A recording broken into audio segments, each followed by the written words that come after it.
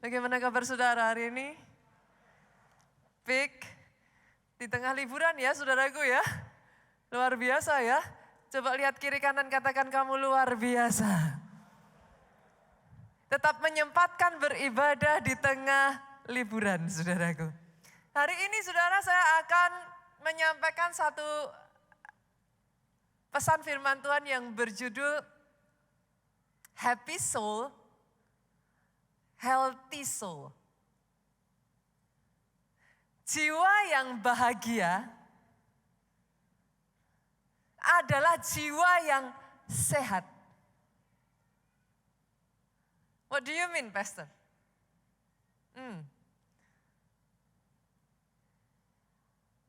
Kalau kita mau punya jiwa yang sehat, Pak, ternyata perlu belajar bahagia loh, Bu. Saya ulang ya, saudaraku ya. Untuk punya mental balance, you need to learn to be happy. Saya akan mulai dengan mengajak saudara melihat satu ayat yang terkenal terlebih dulu, saudaraku. Saya rasa semua orang Kristen kenal ayat ini, tahu ayat ini. Amsal pasalnya yang ke-17, kita lihat ayatnya yang ke-22. Kita biasakan kita buka Alkitab kita ya, sekalipun di depan sudah ada catatannya, saudaraku. Amsal 17 ayatnya yang ke-22, ada yang hafal ayat ini? Hati yang gembira adalah obat yang manjur, tetapi semangat yang patah mengeringkan tulang. Hati yang gembira adalah obat yang manjur. Once in a while saat kita sakit, saudaraku, dokter akan meresepkan kepada saudara obat. Certainly it come with a cost. Betul ya? Kadang bahkan harganya bisa mahal. Oke? Dan yes, ada efek samping Bapak Ibu. Betul? Dari efek samping yang sangat rendah sampai efek samping yang mungkin cukup berat. Tapi saudaraku, firman Tuhan itu juga meresepkan obat kepada saudara. Dan firman Tuhan ngomong, hati yang gembira adalah obat yang manjur. Saya ulang ya saudaraku. Hati yang gembira adalah obat yang manjur. It comes freely. Gratis, Bu. Berasal dari diri kita sendiri. Tidak ada efek samping whatsoever yang negatif. Bahkan plus ada efek samping positif. Buat saya pribadi ya saudaraku, this is, how to say it ya. Ini adalah sebuah kebenaran yang sederhana. Ketika saya mempersiapkan firman ini, saya belajar. Saya sendiri belajar, saudaraku. Very simple. Tapi terlupakan, Pak. Hati yang gembira adalah obat yang manjur. Dimulai dari belajar untuk bahagia. Mau punya jiwa yang sehat, Pak? Belajar bahagia. Ibu-ibu, sama-sama kita jadi istri. Boleh enggak? Yuk, be a happy wife. Bapak-bapak, para suami di tempat ini, boleh enggak jadi suami yang bahagia? Jemaat keluarga Allah, halo. Yuk jadi jemaat yang happy yuk. katakan amin yang paling keras. Oh kalau mau tepuk tangan yang paling meriah buat Yesus Tuhan kita.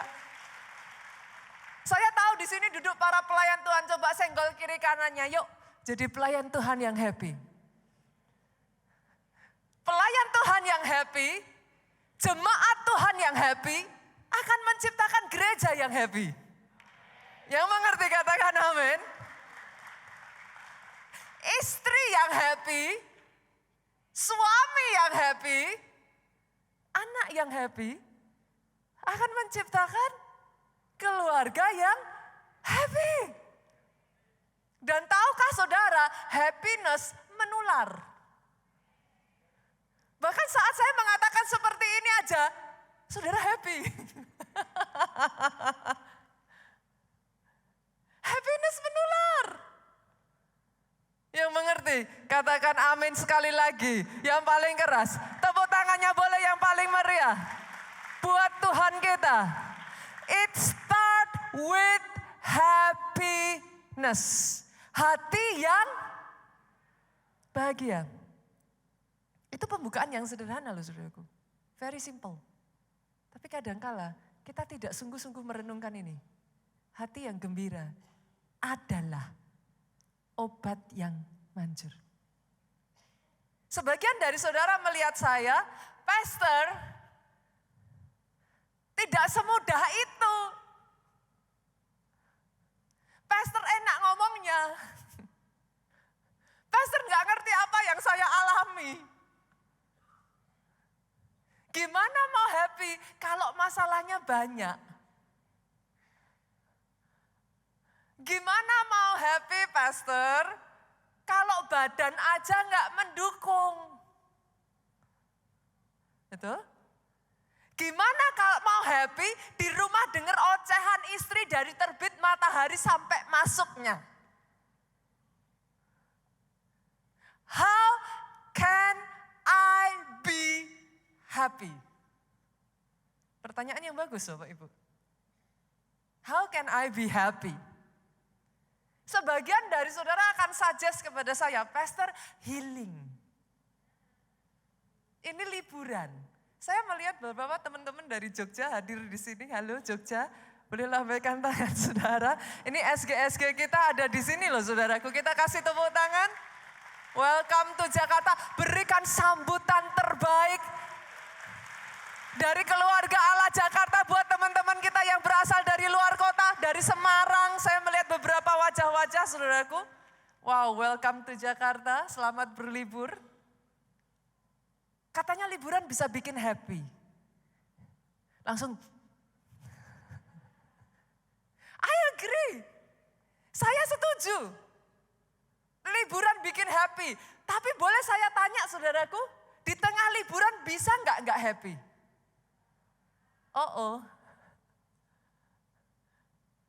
Ternyata di tengah liburan bisa nggak happy? Uang bikin happy nggak? Halo? Oh, setuju. Lu siapa yang nggak setuju? Ibu-ibu shopping bikin happy nggak? Happy. Saya pendeta nggak munafik. Tapi sepakat nggak dengan saya, saudaraku?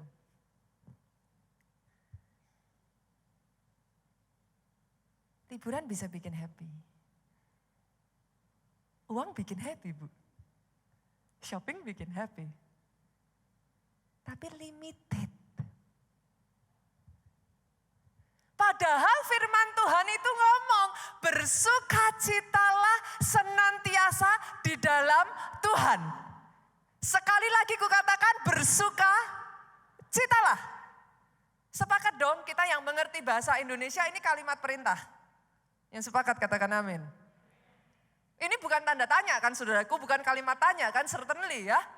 Bersukacitalah adalah perintah. Kalau Alkitab bisa memerintahkan kepada kita, bersukacitalah. Bisa memerintahkan kita loh saudaraku. Bersukacitalah. How can it be? Bagaimana itu bisa diperintahkan kalau sukacita itu tergantung dari liburan? Artinya kalau nggak ada liburan, nggak sukacita dong. Halo? Bagaimana bisa diperintahkan bersukacita kalau ya oke lah uang bikin kita happy. Pertanyaannya kalau happiness itu dari uang, lah kalau pas nggak ada uang. Halo? Alkitab bahkan memerintahkan dengan lebih ngeri lagi saudaraku. Di sana dikatakan bersukacitalah senantiasa. Oh. Berarti bisa, Pastor, bersukacita senantiasa. What do you think? Enggak bisa, Bu. Lah kalau enggak ada uang, enggak jadi liburan.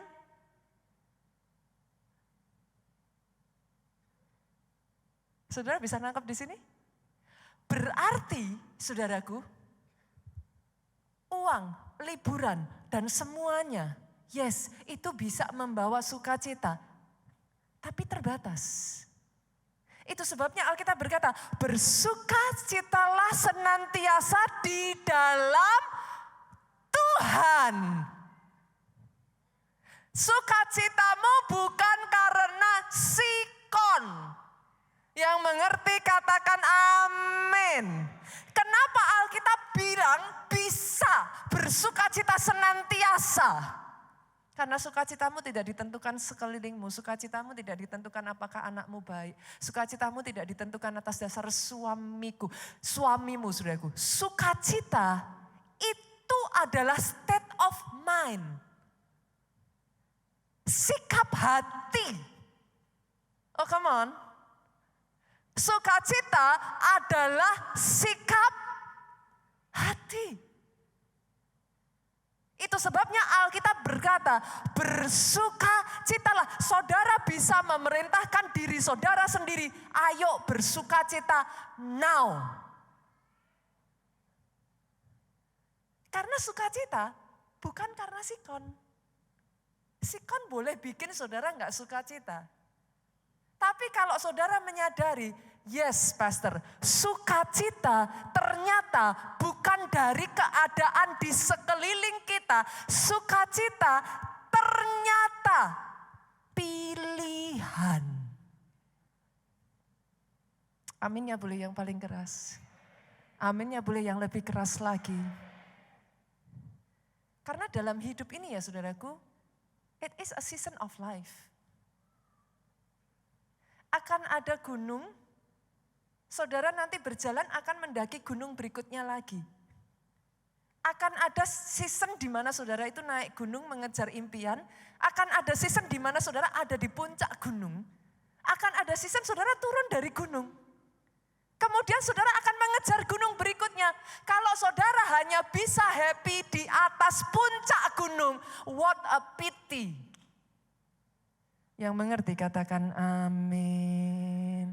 Sukacita bukan situasi, keadaan, suami, istri, anak. Sukacita adalah sikap hati, pilihanmu. Sejak dari hari ini saudaraku, ambil pilihan, ambil keputusan, dimulai. Yuk latih hatimu untuk bahagia. Enggak ada ya sekolah untuk mendidik hati bahagia, saudaraku. Padahal firman Tuhan berkata hati yang gembira adalah obat yang manjur. Itu akan membawa pemulihan buat jiwamu. Mendatangkan kesembuhan buat tubuhmu. Bahkan itu akan membuat kreativitasmu berkembang. In the end saudaraku, itu akan membuat berkat anugerah itu turun atas kehidupan saudara. Boleh saya dengar amin yang paling keras dari tempat ini? Amin lebih keras lagi. Jadi atas hidupmu. Dan saya belajar di dalam perjalanan kehidupan saya saudaraku. resep utama hidup bahagia itu belajar untuk mencukupkan diri. Learn to be content. Belajar untuk mencukupkan diri, saudaraku. Kita buka yuk ayatnya di dalam Filipi pasalnya yang keempat, ayatnya yang ke-11 sampai yang ke-12. Amazingnya saudara, orang yang sama yang mengatakan bersukacitalah senantiasa di dalam Tuhan. Sekali lagi kukatakan bersukacitalah adalah orang yang sama yang menulis ayat ini saudaraku. Filipi 4 ayat yang ke-11 sampai ayat yang ke-12 mengatakan demikian. Kukatakan ini, kata Paulus, bukan karena kekurangan. Kalau Paulus ngomong ini bukan karena kondisi Paulus pada saat itu sedang kekurangan. Sebab, kata Paulus, aku telah belajar mencukupkan diri dalam segala keadaan. Dalam bahasa Inggrisnya dikatakan in any and every circumstance. Dalam setiap keadaan dan situasi, I have learned the secret of contentment. Aku belajar dalam segala hal ini mencukupkan diri. Aku tahu apa itu kekurangan. Buat Paulus ternyata dia tahu, aku tahu apa itu kelimpahan. Dalam segala hal, dalam segala perkara, kata Rasul Paulus saudaraku, tidak ada sesuatu yang merupakan rahasia bagiku. Paulus sudah pernah ngalami kenyang, baik dalam hal kenyang maupun dalam hal kelaparan, dia pernah sampai kelaparan. Baik dalam hal kelimpahan, dia pernah berkelimpahan begitu rupa tidak kurang satu apapun saudaraku. Maupun dalam hal kekurangan. Saudara mau bahagia? Belajar merasa cukup. Satu kali saudaraku, ini contoh yang kontras. Saya pergi sama dua anak saya.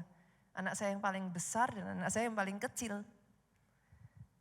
Anak saya yang paling kecil, seperti mamahnya saudaraku, suka shopping. Saudara.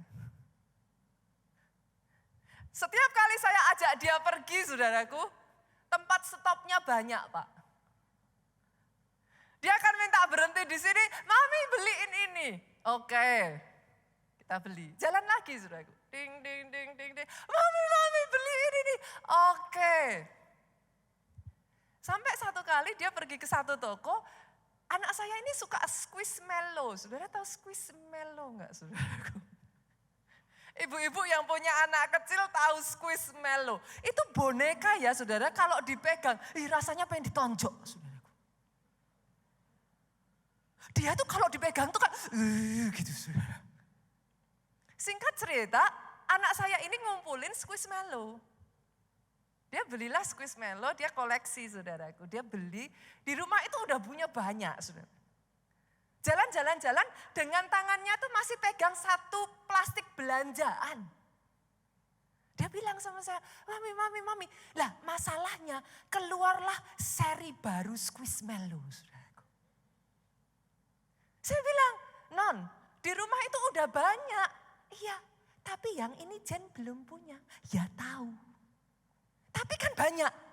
Tapi yang ini belum punya. Saya decide saudaraku, udah punya banyak di rumah. Dia punya satu genggam belanjaan di tangan. Saya katakan kepada anak saya, oke Jen, no. Enough. Jen gak usah beli lagi ya, ini sudah lebih dari cukup. Yang di rumah aja masih ada yang dijajar-jajar belum dibuka dari plastik. Enough, no need Squishmallow saya bilang. Enggak usah. Saudara bisa tebak dong apa yang terjadi pada anak saya ini? Sedetik yang lalu dia berjalannya begini. In a moment, happiness gone. Happy-nya hilang. Dengan kondisi pegang satu tas belanjaan dan di rumah sangat banyak Squishmallow. Dia kehilangan happiness-nya gara-gara satu Squishmallow seri baru yang tidak diizinkan maminya untuk dibeli. Sudah mengerti yang saya maksudkan? Happiness is a state of mind. Di saat bersamaan saudaraku, saya jalan sama anak saya yang besar. Saya jalan, anak saya yang pertama ini kayak dadinya, gak suka shopping. Jalan, saya bilang, Cici, perlu beli tas enggak? No, Mami, thank you. I already have one at home. It's enough. Cuman punya satu tas dia, saudaraku. Yet pada saat saya tawarkan, mau enggak beli tas? No, Mami, one is enough. Saya jalan lagi. Saya suka gemes, saudaraku. Saya jalan lagi, saya bilang lagi sama anak saya ini, Cik, lihat ada sepatu bagus. No, Mami, I already have two at home. It's more than enough. Dia nggak bawa tas belanjaan apapun di tangannya. Saudara menangkap yang saya katakan ini? Contentment. Belajar mencukupkan diri, belajar merasa puas. Kenapa? Karena kalau saudara tidak belajar mencukupkan diri, trust me. Trust me, saudaraku. Manusia tidak akan pernah merasa cukup. Kalau saudara tidak belajar untuk mencukupkan diri, dengar ini saudaraku, hidup itu akan tiring, melelahkan, capek. Ibu-ibu, halo? Yang sudah punya 1, 2, 3, 4, 5, 6, 7, 8 baju? Masih pengen beli baju lagi enggak? Manusia itu ya saudaraku, perhatikan ini ya. Dibekali Tuhan dengan rasa, dengan satu keinginan always want more. Dan itu enggak salah loh. Oh yes, itu enggak salah. Nanti saya akan jelaskan kepada saudara. Tuhan memberikan buat saudara keinginan untuk always want more. Punya 10 baju, 20 baju, masih mau punya baju lagi. Sampai lemarinya enggak cukup. Yang mengerti katakan amin. Saudara kira dengan punya 20 baju, lebih banyak baju, sudah enggak mau punya baju lagi, justru lebih pengen punya banyak. Kata orang punya sedikit baju bingung yang dipakai, punya banyak baju lebih bingung yang dipakai, saudaraku. Yang mengerti katakan amin. Capek. Memangnya hanya ibu-ibu, bapak-bapak, halo. Punya 1 mobil, pengen 2 mobil. Punya 2 mobil, pengen 3 mobil. Sudah 4 mobil, pengen 5. Asal jangan istri aja yang pengen tambah. Halo. Manusia tuh dibekali Tuhan dengan rasa want more. Until you learn to be content. Karena kalau enggak ya saudaraku, akhirnya ya boros. Betul? Akhirnya apa yang terjadi?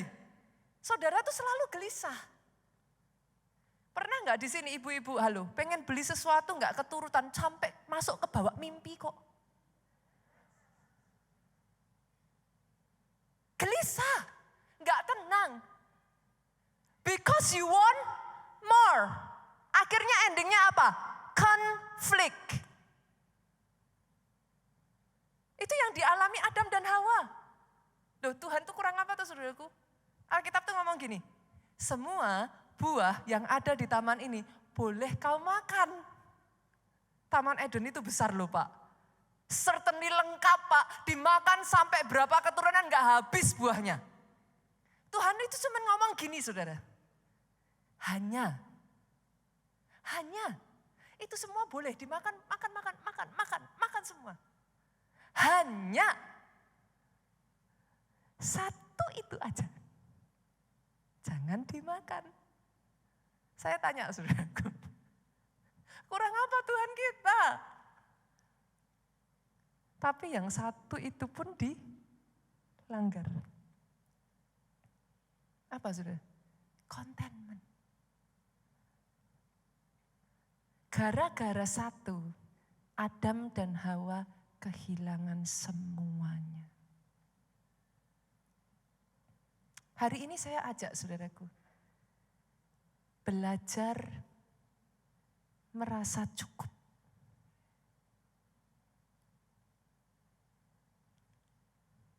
Kenapa? Karena kalau tidak, yang pertama, trust me saudaraku. Saudara akan terus membandingkan diri dengan orang lain.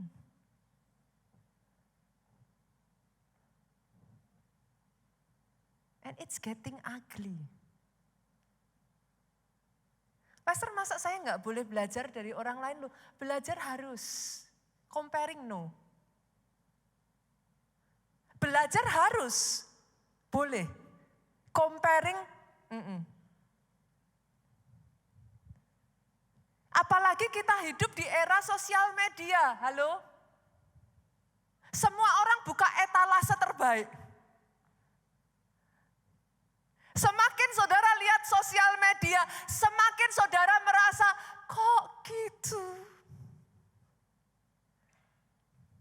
Saya tanya Bapak Ibu, kecuali yang emang punya seni yang agak, orang Jawa bilang nyeleneh gitu saudara. Tapi boleh nggak saya tanya, kira-kira yang dimasukkan ke sosial media itu yang bagus-bagus apa yang jelek-jelek?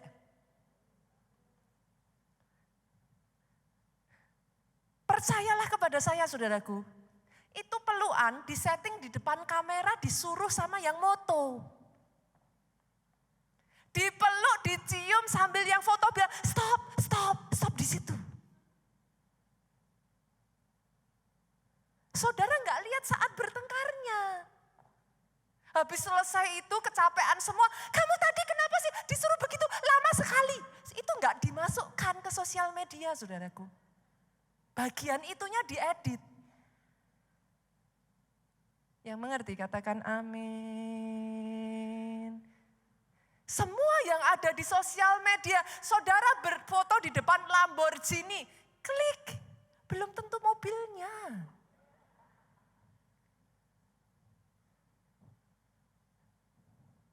Terus saudara membandingkan diri dengan etalase sedemikian rupa, saudara comparing.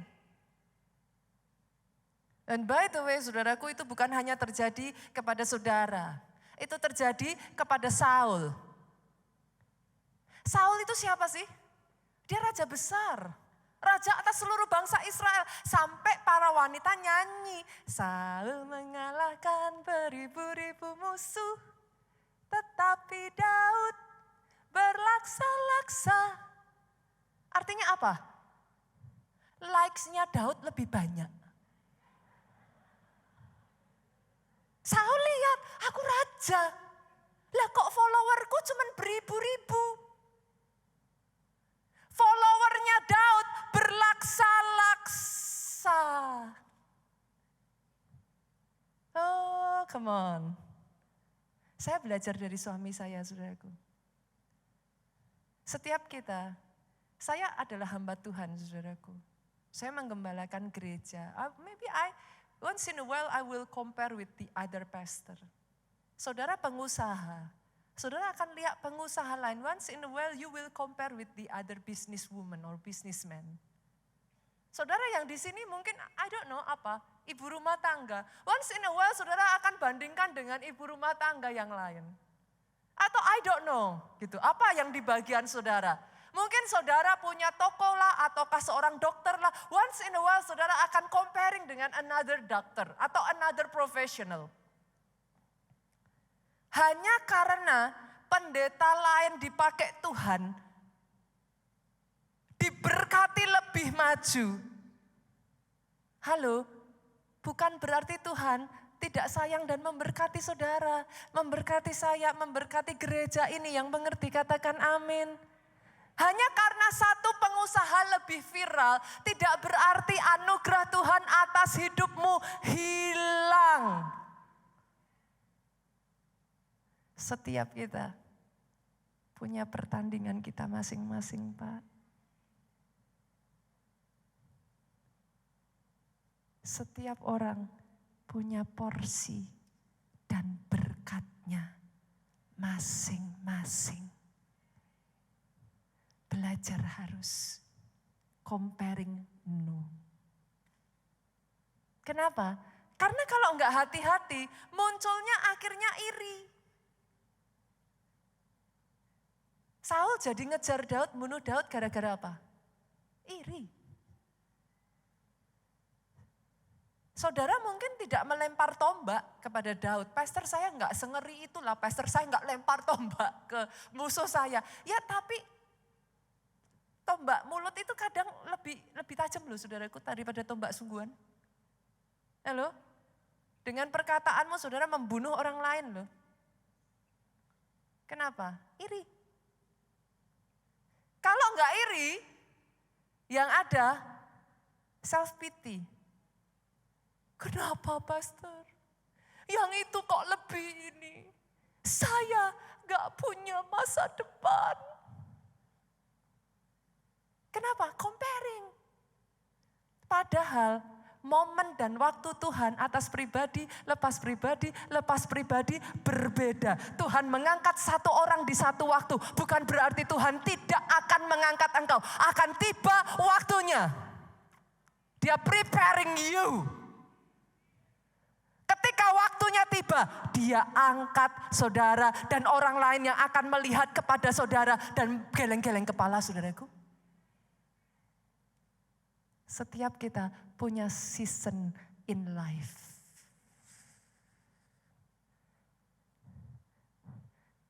Jangan compare dengan orang lain ya Pak. Boleh ya? Capek. Hidup gak ada habisnya. Learn to be content. Pertanyaannya sekarang, Pastor, bagaimana saya bisa belajar untuk mencukupkan diri saya? Bagaimana saya learn to be content? Kalau keadaannya tidak ada yang bisa saya puas. Belajar dari satu orang yang namanya Musa, saudaraku. Masih ingat kisah ketika Musa membunuh orang Mesir? Apa yang terjadi? Musa diusir, saudaraku. Musa lari, saudaraku. Kita lihat ya, kita baca aja. Keluaran yuk. Pasalnya yang kedua, kita lihat yuk. Ayatnya yang ke-15. Apa yang terjadi pada Musa waktu itu? Keluaran 2 ayat yang ke-15. Ketika Firaun mendengar tentang perkara itu, dicarinya ikhtiar. Artinya dicari cara. Saudara harus ingat loh saudaraku. Musa ini bukan anak kandung. Firaun mencari cara how to kill him. Tetapi Musa melarikan diri dari hadapan Firaun, tiba di tanah Midian. Ia duduk-duduk di tepi sebuah sumur. Singkat cerita saudaraku, pada saat Musa duduk-duduk di tepi sumur ini, bertemulah dia dengan 7 anak Rehuel. Saudara nanti baca ceritanya, saudara lihat. Setelah dia ketemu dengan 7 anak Rehuel, Musa ini membantu anak-anak Rehuel. Apa yang terjadi? Ayat 20 yuk, kita baca sampai ayat 22. Ia berkata kepada anak-anaknya, Rehuel ngomong sama anak-anaknya, di manakah ia? Karena anak-anaknya cerita. Ada satu orang bernama Musa membantu mereka. Rehuel ngomong, di mana dia sekarang? Mengapa kamu tinggalkan orang itu? Panggillah dia makan. Rehuel panggil Musa, ajak Musa ayo makan. Lihat ini saudaraku, ada satu ayat ini yang sering terlupakan. 21 mencatat begini, Musa bersedia tinggal di rumah itu. Dalam bahasa Inggrisnya dikatakan begini, and Moses was content to dwell with the man. Musa konten, Pak. Musa puas. Musa menerima keadaannya. Saya tanya, apakah itu karena rumahnya Rehuel lebih bagus, saudaraku? Come on, jangan lupa loh Pak, siapa Musa? He is the Prince of Egypt.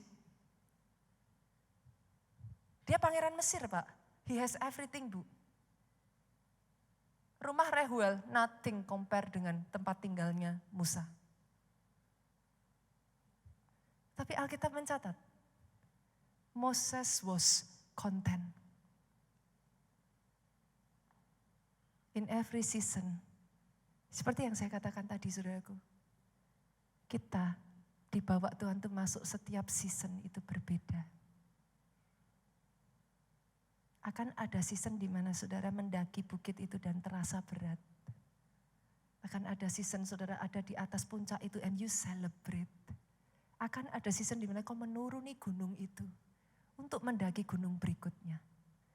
In every season kehidupan Musa saat itu, dia konten. Dan tahukah saudara ada kabar baik dari orang yang bisa merasa cukup. Lihat, kita baca ya ayat ini. Apa yang terjadi ketika ayat ini ngomong Moses was content. Next, ayat ini berkata begini. Lalu diberikan Reuel Sipora anaknya kepada Musa. Yes, diizinkan mengalami masalah. Yes, diproses. Tapi ketika kau belajar rest, mencukupkan dirimu, belajar puas, ada berkat di balik itu semua. Oh, saya enggak dengar kata yang amin yang paling keras dari Pik. Aminnya boleh yang lebih keras lagi, Pik, come on. Aminnya boleh lebih dahsyat lagi, Pik.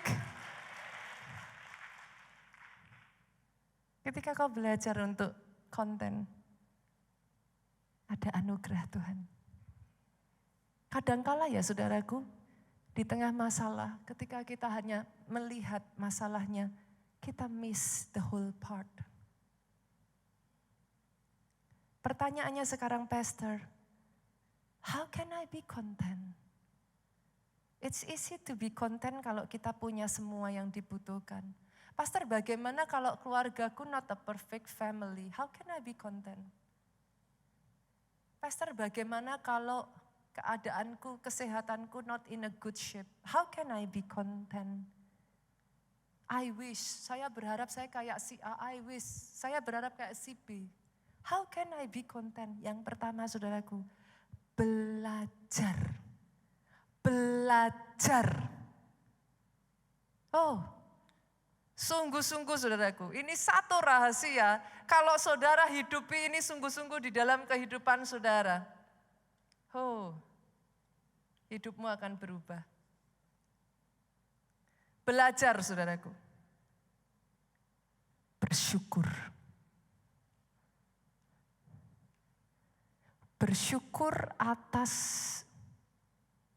keberadaanmu. Bersyukur atas apa yang Tuhan berikan di tangan saudara. Yang mengerti katakan amin yang paling keras. Belajar bersyukur. Mau happy saudara? Bersyukur. Dalam hal ini saya belajar dari Bapak Gembala kita ya saudaraku, Pastor Obajaya. Saya tuh salut loh dengan Pastor Obaja, saudaraku. Pastor Obaja itu akan selalu mengatakan kepada istrinya, di depan anak-anak saudaraku, sering kami kalau pergi bahkan di depan jemaat, beliau akan berkata, ini istri yang paling cantik, paling baik, istri yang the best dari Tuhan.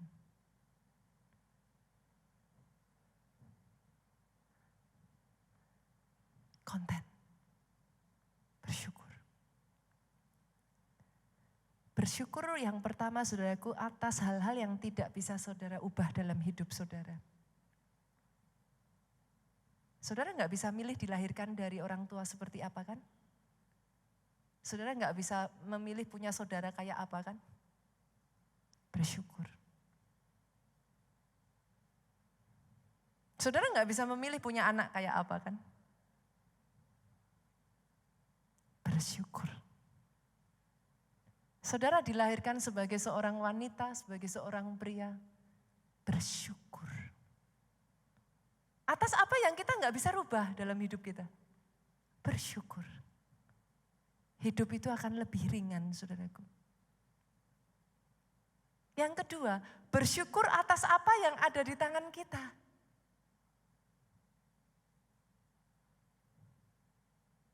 Tuhan berikan kepada saudara perusahaan pastor, tapi saat ini perusahaannya sedang kembang kempis. Bersyukur. Saya itu mengembangkan satu habit dalam kehidupan saya, saudaraku, bersyukur atas hal-hal kecil. Itu sudah menjadi kayak semacam apa ya, it's just a habit gitu in my life. Hal yang simple, very simple. Beberapa waktu yang lalu saya pergi ke satu kota, saudaraku, Pak Jo tuh kangen sekali. Saya melayani di kota Solo, saudaraku. Minggu yang lalu saya ketemu juga dengan ada beberapa yang dari Solo. Saya melayani di Solo, saudara. Pak Jo tuh kepingin satu roti buatan Solo. Udah ngomong sama saya dari datang. Nanti beli ya sayang rotinya itu. Oke, saya bilang. Entah gimana karena kegiatan aktivitas saya itu hilang, saudaraku, lupa aja gitu. Saya bilang nanti besok ya. Sampai hari sebelum saya mau pergi, saudara. Hari sebelum saya mau pergi, Pak Jo tanya, kamu sudah beli rotinya belum? Saya tuh gini loh, saudaraku, itu posisi udah di jam 7.30 malam. Saya, aduh kau. Saya langsung calling tokonya, saudaraku. Kota Solo tuh yang saya sukai, semua orang kenal semua orang, saudaraku. Kita tuh kayak keluarga, one big happy family in a city gitu, saudara.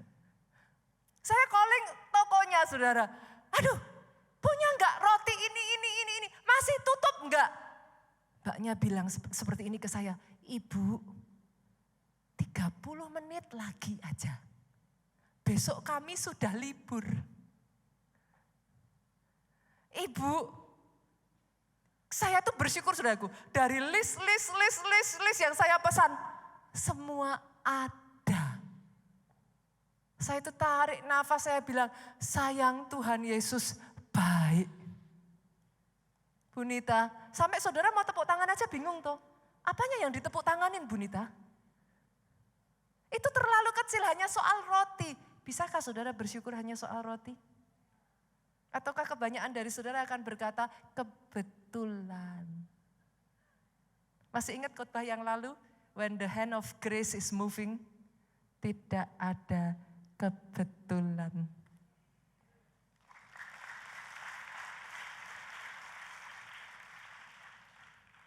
Satu ketika, saudaraku, nah ini mungkin lebih membuat saudara mengerti.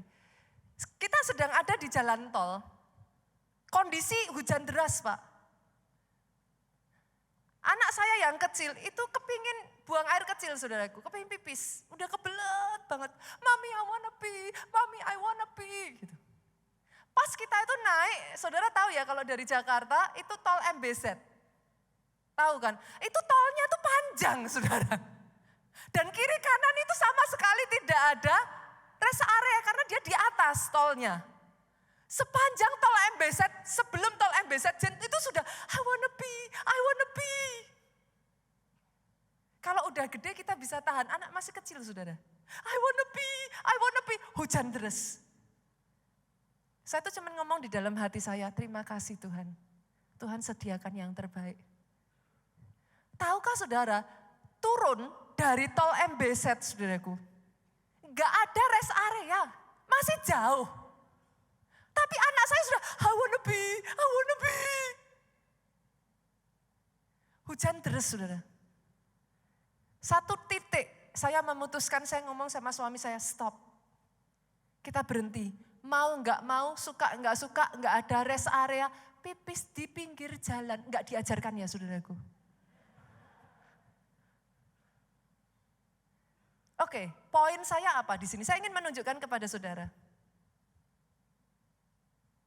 Saudara memilih melihat bahwa tidak ada rest areanya, keadaan anak saya yang sudah mau pipis dan kondisinya tidak memungkinkan dan itu akan membuat saudara bersungut-sungut.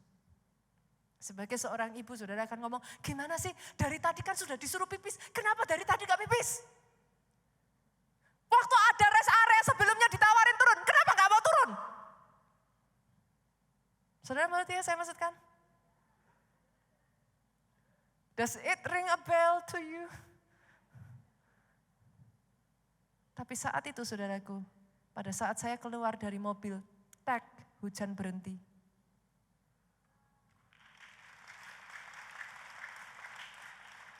Saya gendong anak saya. Itulah pekerjaan ibu, saudaraku. Hari Minggu saya khotbah di sini. Di bawah saya ngangkat anak saya, saudaraku. Saya angkat anak saya bantu, saya pipiskan. Saya tertawa bersama anak saya katakan kepada anak saya, Tuhan Yesus baik, kita enggak kehujanan, Jen enggak ngompol di mobil. It's simple. Saya tanya, which one you choose? How can I be content, Pastor? Belajar yuk. Semua yang benar, semua yang mulia, adil, tulus, dan yang manis. Semua yang indah, yang layak didengar, pikirkanlah semua itu. Saudara milih untuk zoom kemana? Masalah? Atau zoom, tetap ada pertolongan Tuhan di tengah masalahmu? Karena selalu ada alasan, saudaraku. Which one you choose? Pada saat saudara mendaki gunung itu, which one you choose? Melihat batu kerikil tajam yang menyakiti kaki saudara, saudara harus naik menanjak begitu capeknya, atau saudara bisa melihat ke atas bintang di langit yang begitu indahnya dan saudara berkata, wow, it's a beautiful journey. Which one you choose? Kebahagiaan adalah state of mind. Just to be happy. Karena hidup ini gak akan pernah ada puasnya, saudaraku. Saya tidak mengatakan, Pastor, apakah artinya saya gak boleh punya visi yang besar? No. Gak bisa, saudara. Tuhan yang besar memberikan saudara perkara besar. Punya keinginan one more itu salah enggak? Enggak. Tapi belajar mencukupkan diri di setiap season, itu yang Tuhan mau. Visi harus besar, Pak. Jangan dikecilkan.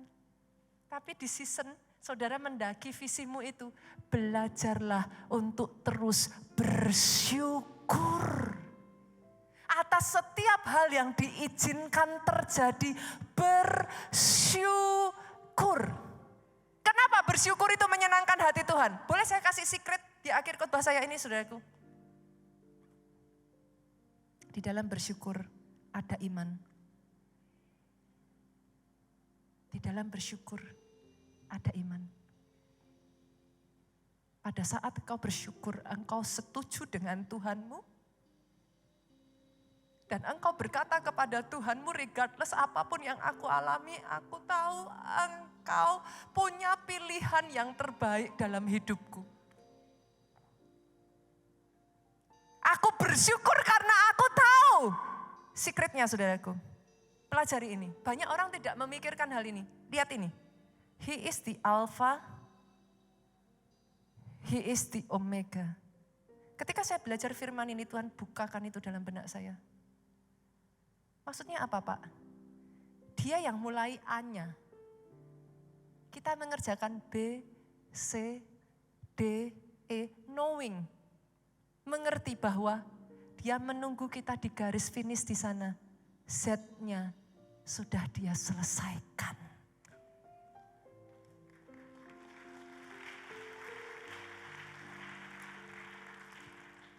Kenapa Tuhan senang ketika anaknya bersyukur?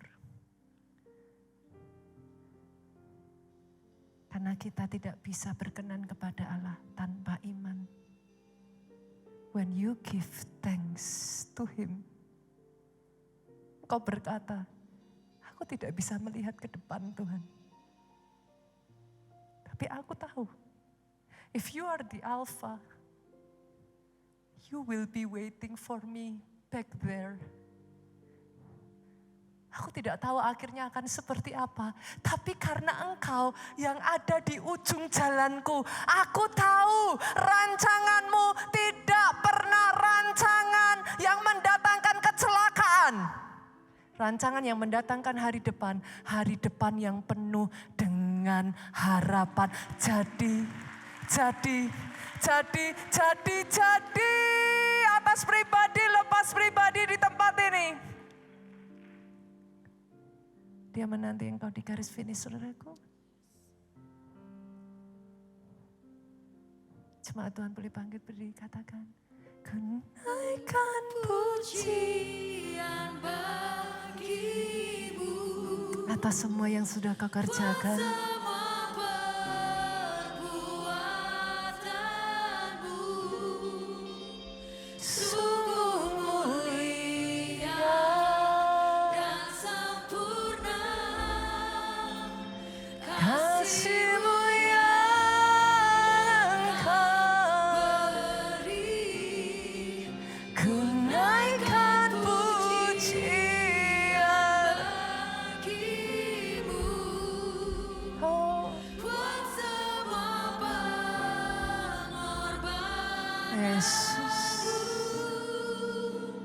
Yesus kau layak terima semua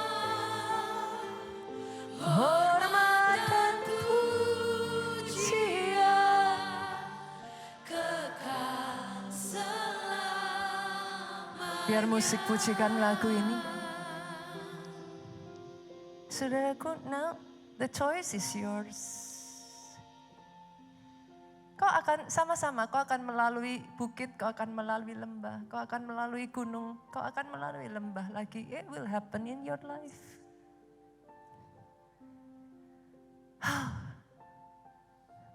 Ternyata sesederhana learn to be happy, saudaraku.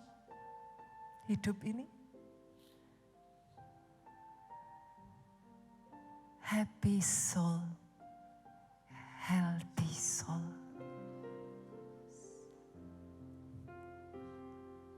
Yuk, berlari sekuat tenaga dengan satu kesadaran. Pertandinganmu itu pun Dia yang memulai loh. He is the Alpha. He is waiting for you back there. Bahkan di saat engkau berpikir engkau tidak bisa menyelesaikan pertandinganmu, saudaraku, yuk have faith. Come on. Bukankah hidup ini adalah pertandingan iman? Itu sebabnya orang benar gak bisa hidup tanpa iman. How can? Gak bisa. Kenapa saudara ke gereja? Imanmu dibangun. Kenapa saudara kelompok sel? Hanya asal happy-happy saja? No, di sana saudara dibangun akarnya. Kenapa? Kenapa perlu kita lakukan semua itu, Pastor? Oh yes. Kenapa enggak ibadah online aja? Kenapa kalau bisa harus onsite?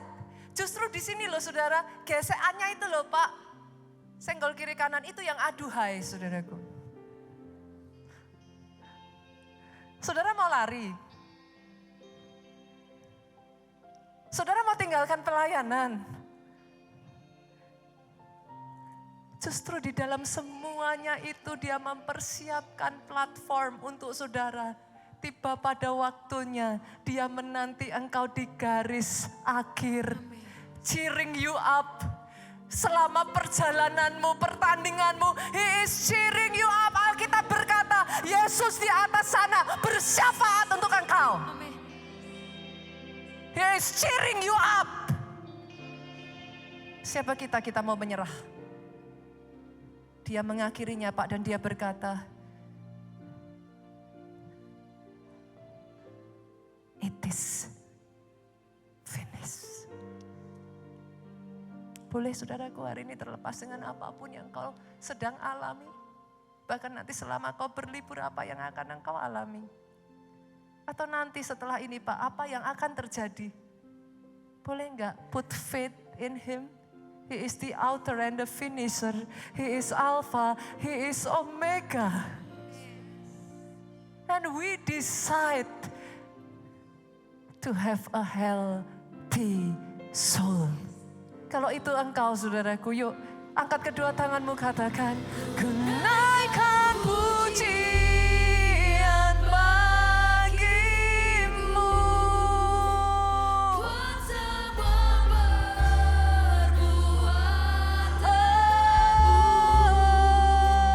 Sungguh mulia dan sempurna.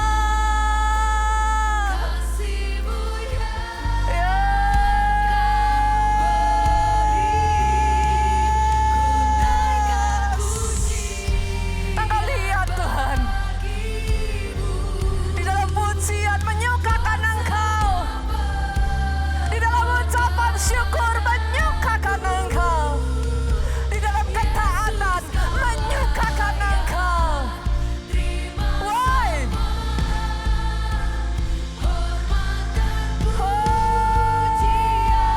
Ada iman di dalamnya.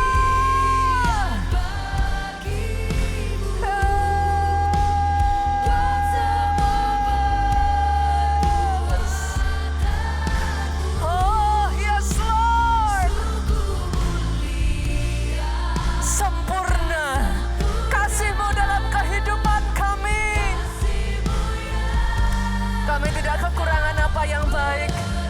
Kami tidak kekurangan apapun di dalam kehidupan kami.